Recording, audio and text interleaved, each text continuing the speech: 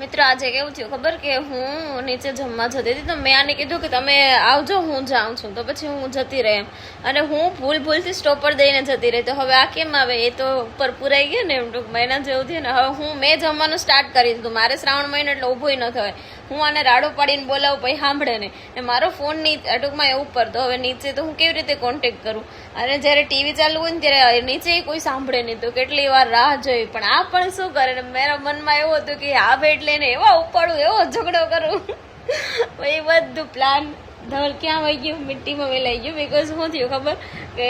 આ પોતે મારી રાહ કે હું જ્યારે આવું ને પછી સ્ટોપર ખુલ્લું પછી જમવા આવે એટલે ક્યારેક એવું થાય ને આમ આપણું પ્લાન હોય કે આજે ઝઘડો કરી લેવો બટ પછી ન ભેગું થાય ઉલટન મારે એને સોરી કહેવું પડ્યું ધવલ મેં તમને સોરી કીધું હતું ને